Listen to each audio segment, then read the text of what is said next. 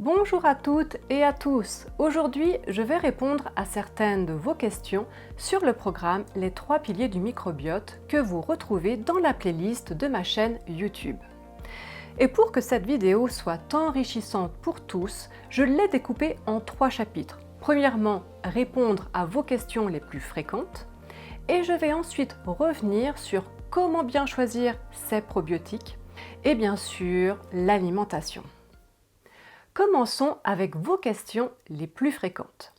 Est-ce que les probiotiques colonisent durablement l'intestin? Non, la majorité des souches ne s'implantent pas durablement. Elles agissent en transitant. D'où l'importance d'une prise régulière ou d'un soutien à long terme via les prébiotiques et une alimentation adaptée.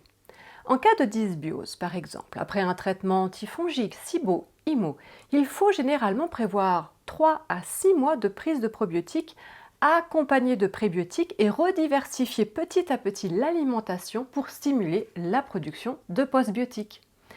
Mais attention, chaque situation est unique. Pour certains, il y a une autre problématique à prendre en compte, comme des intolérances alimentaires, une intolérance à l'histamine, des traitements en cours, un terrain allergique, des maladies auto-immunes. Il est essentiel de personnaliser l'approche. Le microbiote peut-il évoluer? Oui, il peut se modifier en quelques semaines selon son mode de vie. Déjà, l'alimentation, vous ne pourrez pas faire l'impasse sur ça. Un sommeil de qualité est important, 7 à 8 heures par nuit, et la gestion du stress est primordiale. Un stress chronique entraîne une sécrétion prolongée de cortisol qui perturbe l'équilibre du microbiote en réduisant les bonnes bactéries au profit de souches pro-inflammatoires. Ce déséquilibre fragilise la barrière intestinale, augmente la perméabilité, favorise l'inflammation et perturbe l'immunité. Et point important, pour certains, un mode de vie strict sera plus ou moins nécessaire. Pourquoi ? Eh bien, à cause du terrain initial, microbiote obtenu à la naissance, des prises d'antibiotiques, hypersensibilité au stress, prise au quotidien de médicaments, tout cela influence énormément la stabilité, l'équilibre du microbiote. Quel probiotique en cas de SIBO, d'intolérance à l'histamine ou de gastrite? Pour SIBO, après une phase de nettoyage, diète plus complément, on réintroduit des souches douces, notamment si perméabilité intestinale ou terrain allergique. Je vous montre des exemples de produits à l'écran. Pour l'intolérance à l'histamine, optez pour des souches non histaminogènes, comme je vous affiche à l'écran, et limitez les souches productrices d'histamine que je vous affiche. Alors souvent, une intolérance à l'histamine peut masquer une pullulation bactérienne ou fongique qu'il faut traiter avant d'intégrer des probiotiques. Gastrite atrophique, priorité à des souches soutenant la muqueuse. Je vous affiche une liste à l'écran. Le tout dans une prise en charge globale, incluant une diète adaptée bien sûr. Un test de microbiote est-il obligatoire? Non, pas toujours. Dans bien des cas, les symptômes suffisent à orienter un protocole. Mais si les signes sont flous, un test peut clarifier les choses. Pullulation bactérienne, fongique ou simple appauvrissement du microbiote, on évite ainsi des traitements ou diètes inutiles. En fait, le test est utile quand il permet d'éviter des erreurs dans la mise en place d'un protocole. Comment choisir un bon probiotique? 4 points importants. 1. Les souches précises doivent être indiquées. En fait, il est fréquent de croire que Lactobacillus reuteri, je vous donne un exemple, désigne une seule bactérie aux effets universels. En réalité, ce nom est générique et englobe plusieurs souches spécifiques, chacune ayant ses propriétés. L. reuteri DSM 17938, lui, il intervient dans la régulation de l'immunité intestinale, dans la réduction des coliques et diarrhées.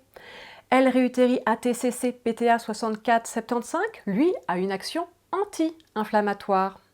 Le L. reuteri ATCC PTA 5289, lui, il est idéal pour la flore buccale et la prévention des caries et gingivites. On retrouve justement cette souche dans des comprimés à mâcher. Donc, 3 produits portant le même nom, L. reuteri, peuvent avoir des effets très différents. D'où l'importance de vérifier l'indication de la souche sur l'étiquette et de choisir en fonction de votre objectif: immunité, inflammation, hygiène bucco-dentaire. Et c'est comme ça pour l'ensemble des souches.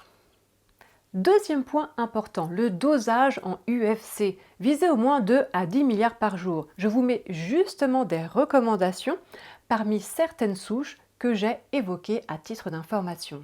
3. Regardez la présence ou non de prébiotiques intégrés, comme l'inuine, le FOS, dans votre complément de probiotiques. Pourquoi c'est important? En fait, beaucoup ne tolèrent pas les prébiotiques dès le départ.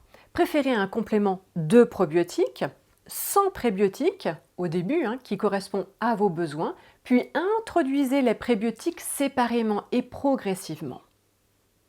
4. Évitez les additifs douteux, maltodextrine, silicate de magnésium. Si vous avez des troubles digestifs, après avoir pris justement un probiotique, vérifiez la liste des ingrédients. Il y a peut-être un qui ne vous convient pas. À voir. En tout cas, si vous respectez ces 4 critères, vous devriez faire le bon choix selon vos besoins individuels. Passons à l'alimentation. Alors oui, les compléments sont utiles pour sortir d'une dysbiose, mais ensuite, la base reste l'alimentation naturelle. Votre frigo ou congélateur doit contenir des végétaux riches en fibres, antioxydants et autres substances primordiales pour la survie de vos bactéries intestinales. On devrait manger entre 30 et 40 différents végétaux par semaine pour entretenir notre diversité microbienne.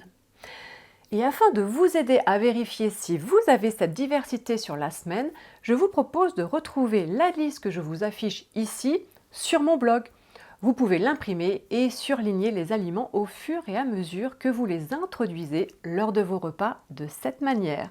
Vous verrez votre total et ajusterez votre alimentation en conséquence. Et pour les probiotiques naturels, vous trouverez sur mon site des recettes d'aliments fermentés, notamment avec le kéfir, le kombucha, l'ail, le chou, l'oignon, ainsi que des recettes du yaourt au L-réuteri du Dr Davis. Justement, concernant les yaourts, attention à la température des yaourtières. Beaucoup affichent 42 degrés, mais sont en dessous ou trop élevés. Or, L-réuteri, par exemple, est fragilisé dès 42 degrés. Donc, utilisez un thermomètre de cuisine au fur et à mesure pour contrôler la température dans la yaourtière et ajuster celle-ci si besoin. Et pour les intolérants au lactose, aucun souci, on peut faire la recette avec du lait de coco plus des gélules de L-réuteri. Une vidéo tuto arrive dans 2 semaines. Voilà pour ce tour d'horizon, j'espère que ces réponses vous auront apporté plus de clarté. Continuez à poser bien sûr vos questions, à partager vos expériences et si cette vidéo vous a plu, pensez à liker, commenter. On se retrouve bientôt pour 2 vidéos, non 3 vidéos autour des souches utilisées par le Dr William Davis et ensuite cap sur un nouveau programme autour du nerf vague. Je vous dis à très bientôt et surtout prenez soin de vous.